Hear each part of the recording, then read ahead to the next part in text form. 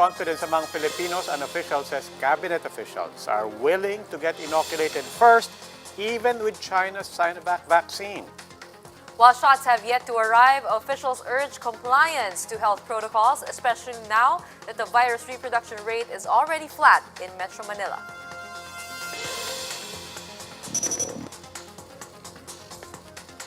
Good evening, I'm Gretchen Ho. And I'm Robbie Alampa. You're watching The Big Story. Let's start with COVID-19's reproduction rate in Metro Manila stabilizing below the threshold of 1.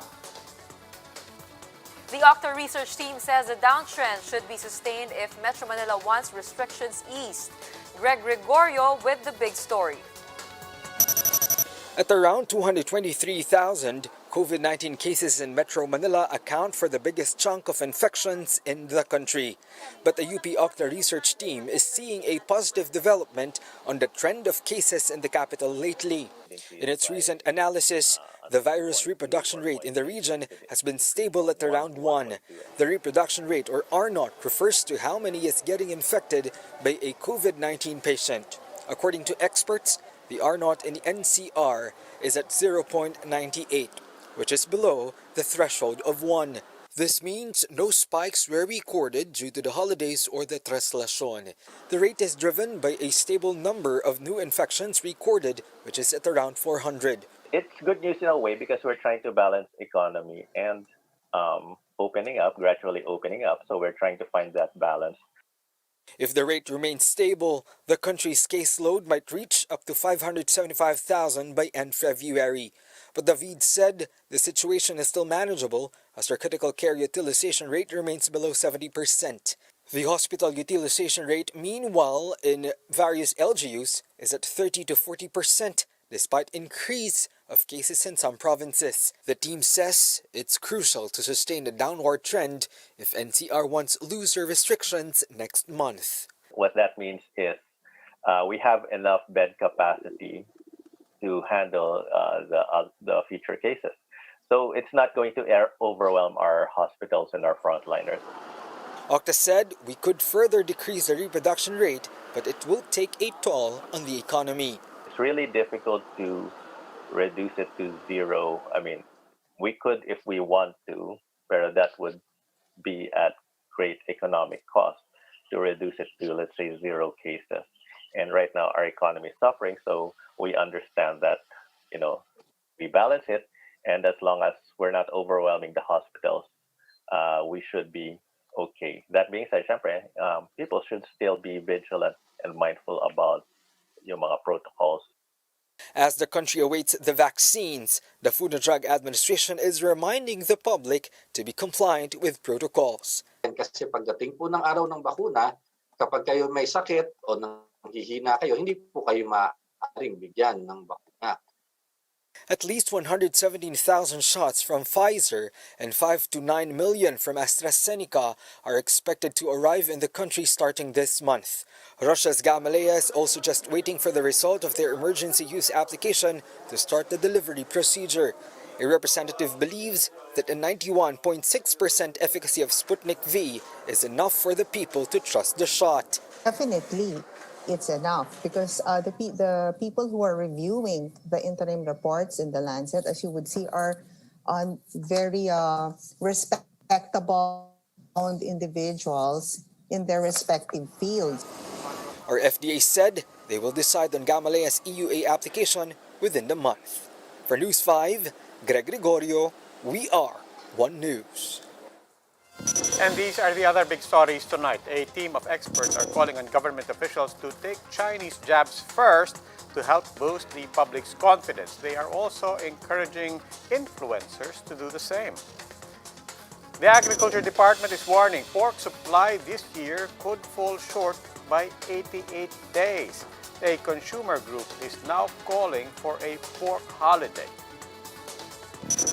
And this was for you, Gretch. Expect more volleyball action on Cignal. The Premier Volleyball League has just inked a 3-year deal with Cignal and its multiple platforms.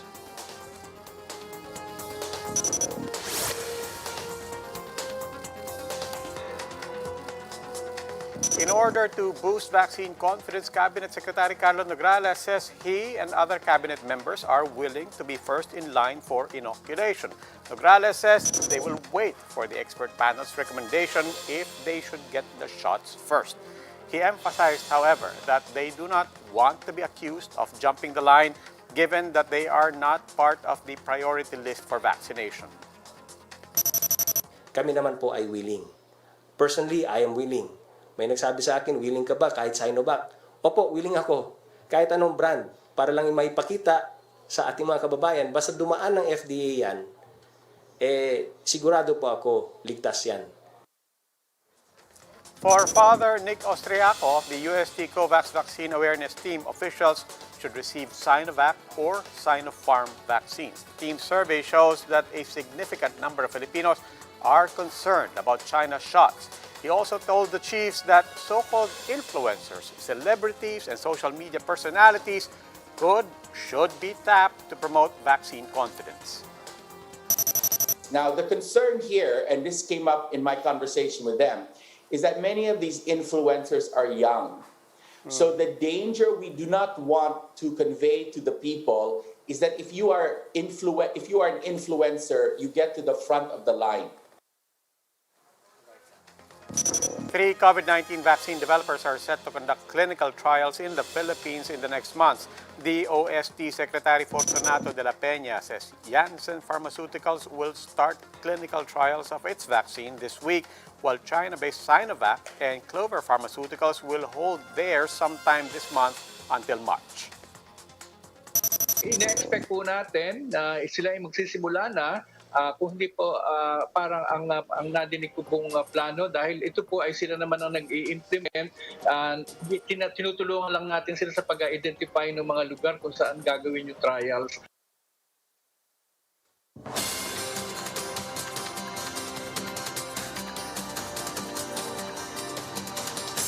Time for an express look at some of the day's big stories. The National Economic and Development Authority, or NEDA, updates its Philippine Development Plan to include the impact of the COVID-19 pandemic. The agency lowered its growth target to 6.5 to 7.5% for next year, the previous 8 to 10% forecast. It also now sees unemployment rate hitting 7 to 9% from 3 to 5% previously. The much-anticipated dialogue between the Defense Department and the University of the Philippines finally happened today. This comes after the DND unilaterally abrogated its 1989 accord with the state university. Commission on Higher Education Chairman Prospero de Vera says future discussions will be held to include other colleges and universities. President Duterte has approved the extension of the no disconnection policy until the end of this month. The directive also allows for staggered payment and a grace period of another 2 months. This policy applies only to households that consume 100 kilowatts per hour and below. Meralco vows to comply pending guidelines from the Energy Department. Time for a quick break. Ready to have a pork-free diet? That's the call of a consumer group as prices of pork products continue to rise. And a group of lawyers says it's illegal for private firms to conduct tests for vehicle registration. The details on that later.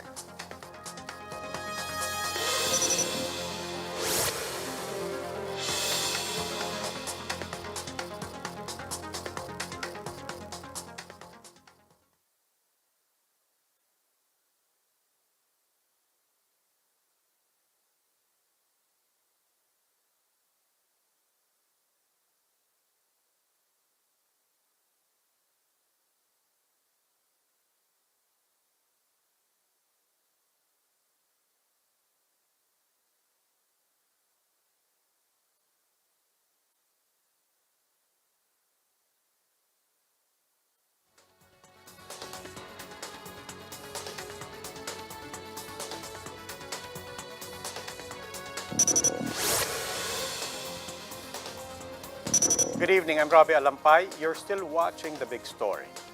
Consumers are now being urged to take a break from buying pork just until prices subside. Supply issues are also being brought to the forefront as the Agriculture Department admits a looming pork shortage as early as this quarter. Shaila Francisco with the details. As prices of pork products continue to rise, a consumer group is advising the public to go on a pork holiday.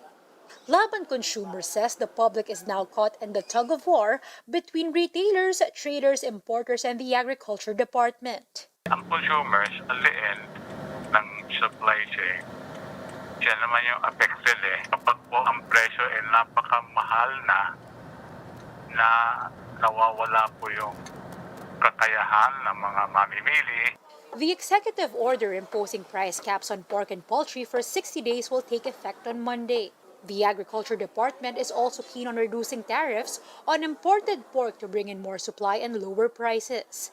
The recommendation is to lower tariffs by 20 to 25% for both under and outside the minimum access volume or MAV. President Duterte also approved on Thursday additional pork imports under MAV to boost supply and fill the country's 1.6 million metric ton demand for the year. The proposal is part of our emergency or short-term strategies. So this is just to augment deficit, the supply, I should say, in case there is going to be a deficit, because we know that ASF is still lingering and it may worsen. The agency is focused on repopulating hogs in ASF-free areas, especially since they expect a shortage in pork. Based on the DA's outlook, there is a 13-day shortage of pork by the end of the first quarter alone. A larger deficit of 88 days is also seen by the end of the year. The department's forecast is based on the quarterly consumption and supply available.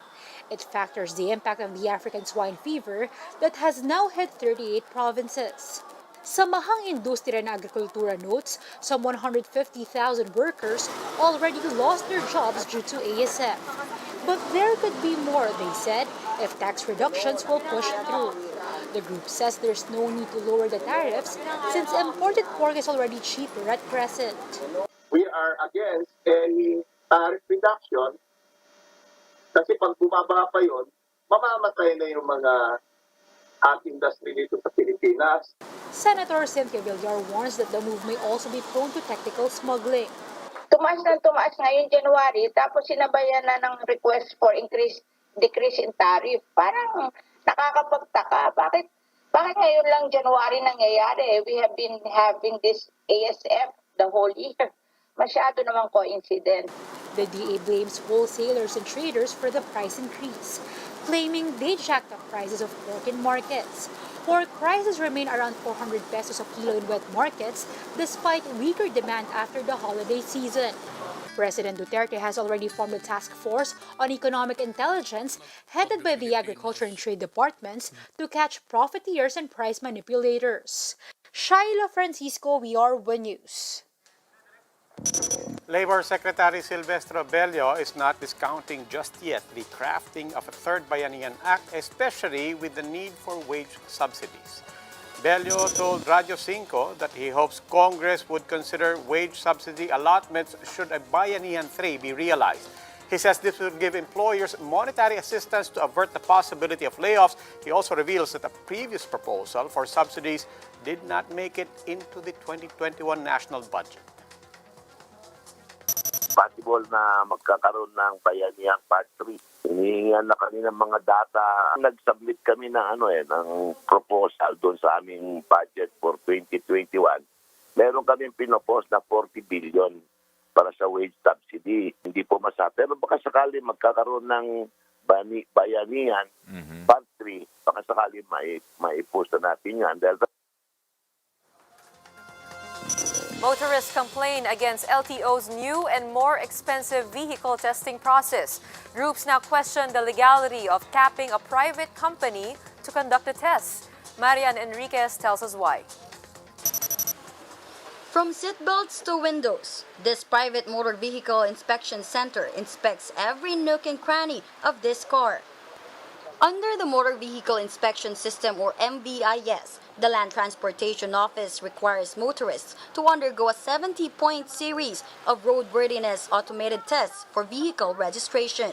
This is more complicated than the previous emission test requirement. We are all conducting tests based on the standards of LTO, right? So if your vehicles are failing, it's not just the equipment, it's a vehicle that's the problem.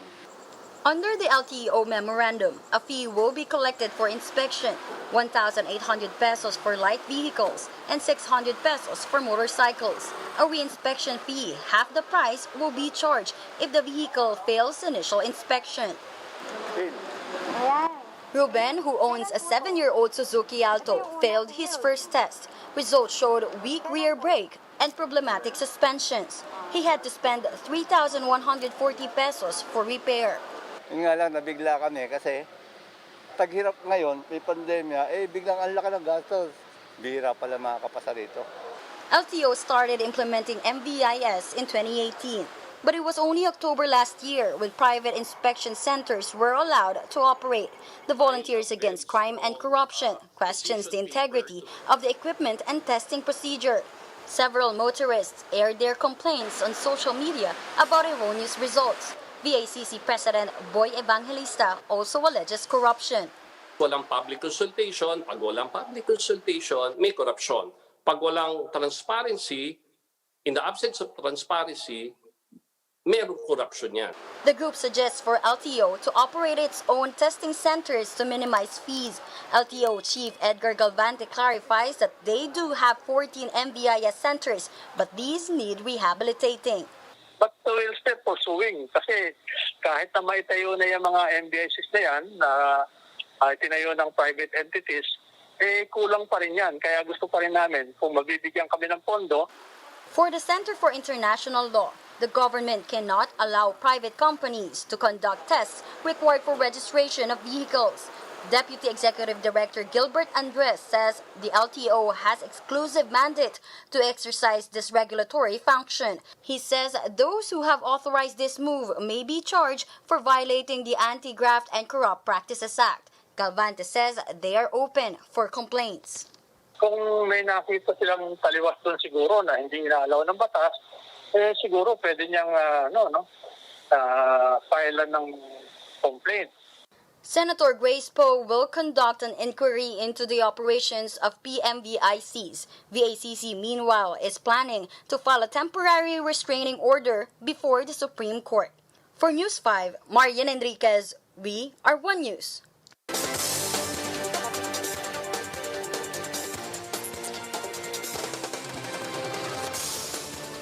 Let's take a look at the biggest stories on print and online.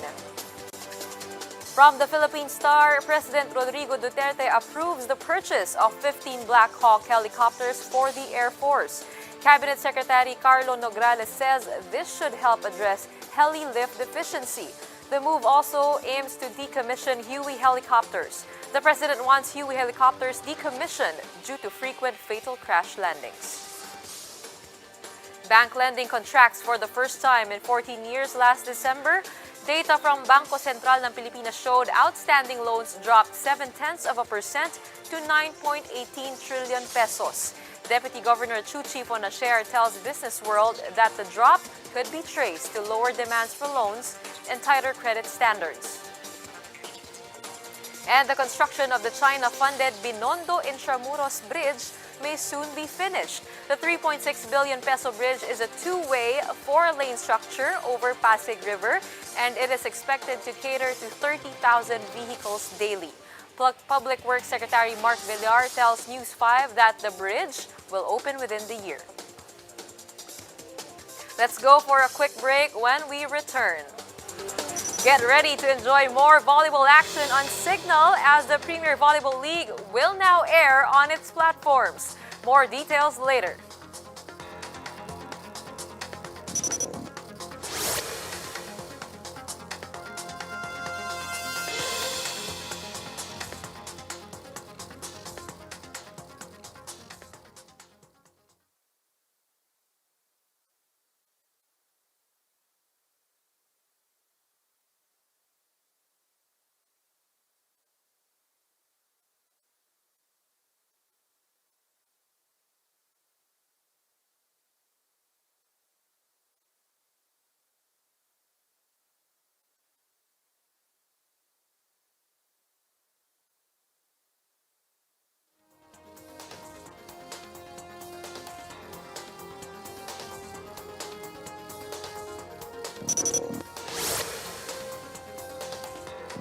Good evening. You're still watching The Big Story. I'm Robbie Alampay. A ban on face-to-face campaigning has been proposed for the 2022 polls to avoid any possible spread of COVID-19. But one lawmaker is not too keen about the move. Ria Fernandez tells us why. The 2022 polls is shaping out to be an election like no other. With no clear end yet to the pandemic, several proposals and changes to the conduct of campaigns and voting are already being floated, including a ban on face-to-face campaigning. Commission on Election spokesperson James Jimenez told 1PH sa totoo lang that there should be a level playing field once campaigning goes online. An outright ban on political campaigning in person or face-to-face might be a bridge too far. Pero for sure, yung mga public gatherings will have to be strictly regulated. One senator isn't too keen on the proposal. Senator Kiko Pangilinan suggests instead to limit sorties and strictly observe health protocols. In case of violations, he says candidates may be held liable and face disqualification. Pero yung mga meetings ng 10 hanggang 30, basta mayroong provided, di ba? Mayroong social distancing, masks, di ba? And proper protocols. Kalahati lang ng populasyon ang mayroong access sa magandang, di ba? Internet connection. So I think masyadong restrictive yung ban on face-to-face campaigning.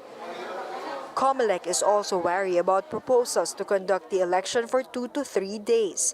Jimenez said previously that the poll body would rather extend voting hours. Pangilinan says additional voting days may also raise legal questions as the Constitution only allows one voting day. For presidential spokesperson Harry Roque, it's too early to talk about the issue. We are aiming to vaccinate 100% of our adult population within the year of 2021. So syempre, hindi mo naman mababaliwala na kung tayo makakamit natin yung target na yon, baka maibsan po yung ating mga alinlangan sa face-to-face campaigning. For the poll body, the immediate concern is ramping up voter registration. Of the 4 million target, only 1.2 million have registered. COMELEC also reports that 7 million accounts have been deactivated.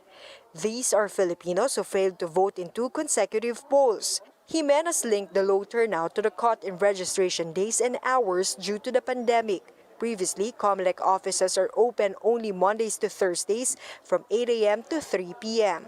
Yung capacity ng COMELEC offices to handle people who are registering has shrunk considerably, no? So we're trying to correct that now by, as you said, adding more days to the week. So kung dati, Monday to Thursday lang, ngayon dadagdagan natin ng Saturday. And then kung dati 8 to 3, the plan is to hold registration until 5 p.m.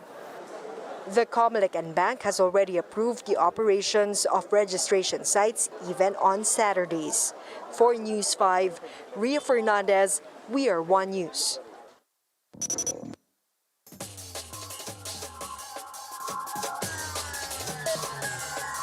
Some big news from the world of sports. Greg Slaughter is back with Barangay Ginebra. Coach Tim Cone confirmed on Twitter that the 32-year-old big man signed a fresh contract with the Gin Kings. The Barangay Ginebra management has yet to disclose the terms of the deal as of the moment. Slaughter issued an apology to San Miguel officials last December for any misunderstanding following his decision to take a break from basketball.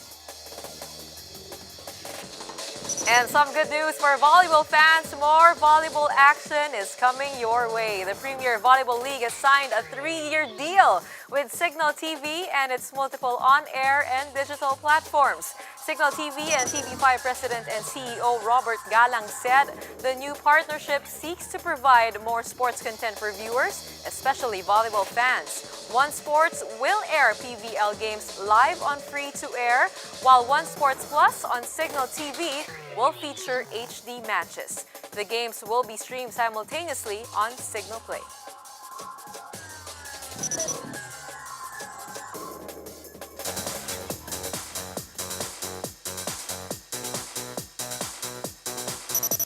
Netflix outdid itself. From From 17 nominations last year, the streaming giant emerged dominant in the recent Golden Globe TV nominations with 20 nods. It secured 3 of 5 nominations for the Best Drama TV Series, including crime thriller Ozark. What do you want?